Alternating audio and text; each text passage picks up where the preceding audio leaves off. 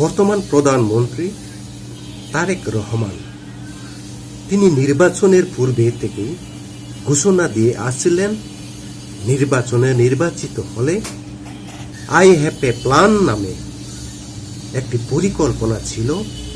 সেই পরিকল্পনা বাস্তবায়নে তিনি কাজ করে যাচ্ছেন।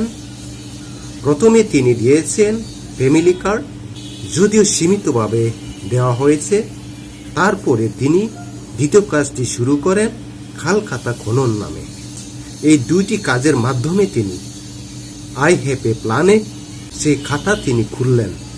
ঠিক আছে, আপনি দেশকে সুন্দরভাবে পরিচালনা করেন, দারিদ্র বিমোচন, দেশের উন্নয়নশীল রাষ্ট্র হিসেবে গড়ার জন্য, বেকার যুবকদের জন্য কি শিল্পায়ন উন্নয়নশীল করার জন্য আপনার কি কি কার্যক্রম পরিচালনা পরিকল্পনা রয়েছে তা অবশ্যই বাস্তবায়ন করতে হবে। না হয় আই হ্যাভ এ প্ল্যানে কোনো সাফল্য অর্জন করবে না। তাই আপনাকে সেই আই হ্যাভ এ প্ল্যান ভিত্তিক মাস্টার প্ল্যানিং কি তা অবশ্যই জনগণের কাছে আপনার কাজের মাধ্যমে তা বাস্তবায়ন করতে হবে। বাংলাদেশে যা ঘটনা ঘটে ভাইরাল না হলে কোনো কিছুই সেই কাজে হস্তক্ষেপ করে না। যেমন বর্তমানে পদ্মা সেতু ব্রিজের নিচে মাটি উত্তোলন অবৈধভাবে করে যাচ্ছে। অভিযোগ বিএনপির কিছু নেতাকর্মী ফতুল্লা নারায়ণগঞ্জের পদ্মা সেতুর ব্রিজের নিচে থেকে অবৈধভাবে মাটি খনন করে নিয়ে যাচ্ছে, যা পদ্মা সেতু ব্রিজের জন্য ঝুঁকিপূর্ণ হয়ে পড়বে এবং যে কোনো বিপদ হতে পারে। যার ফলে এই দৃশ্যটিকে প্রতিবাদ করে সাধারণ মানুষ বিভিন্ন সোশ্যাল মিডিয়ায় ছড়িয়ে দিচ্ছে, প্রতিবাদ করছে, নিন্দা করছে। কোনো কিছু যদি ভিডিওর মাধ্যমে ভাইরাল না হয় তাহলে সরকার কেন হস্তক্ষেপ করে না তা প্রশ্ন আপনাদের কাছে, সরকারের কাছে। কেন অবৈধভাবে বিএনপি নেতাকর্মীরা পদ্মা ব্রিজের সেতুর নিচ থেকে মাটি উত্তোলন করবে? সবাই যার যার জায়গা থেকে প্রতিবাদ করছেন। প্রতিবাদ করে তোলা প্রত্যেকটা মানুষের নৈতিকতা প্রয়োজন রয়েছে।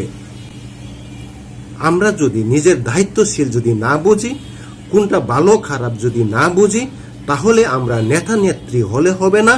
দেশকে ভালো করার জন্য যে কোনো মানুষের দায়িত্ব, সৃজনশীলতার প্রয়োজন রয়েছে।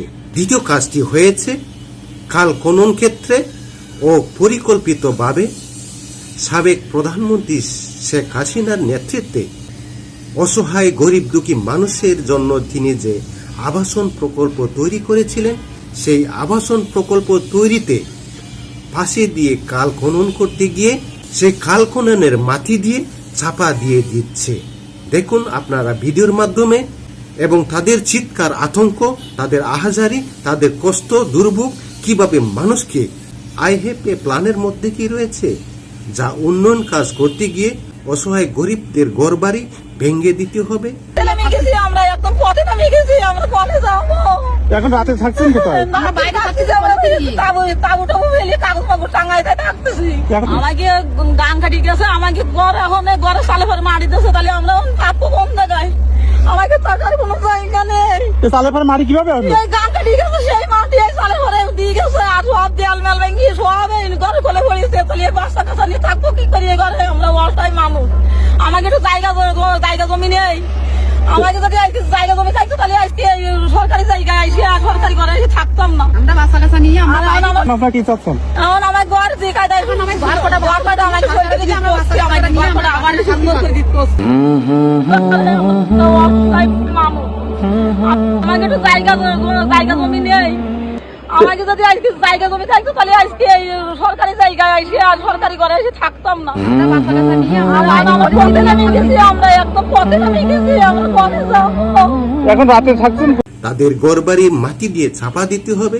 কারণ তা একটাই, বিগত সরকার তিনি গরিব দুঃখী মানুষের পাশে দাঁড়িয়েছিলেন এবং ঘরবাড়ি বসত নির্মাণ করিয়ে দিয়েছিলেন। দেশ ও জনগণের যেন সরকার হয়ে উঠতে পারি, প্রতিহিংসামূলক যেন কাজ না করি। আমার দৃঢ় বিশ্বাস সরকারের সুদৃষ্টি থাকা প্রয়োজন। এই ভিডিওটি দীর্ঘ 2-3 দিন যাবৎ ভাইরাল হয়ে যাচ্ছে। ভাইরাল না হলে এ দেশে সরকার কোনো কিছু পদক্ষেপ নেয় না।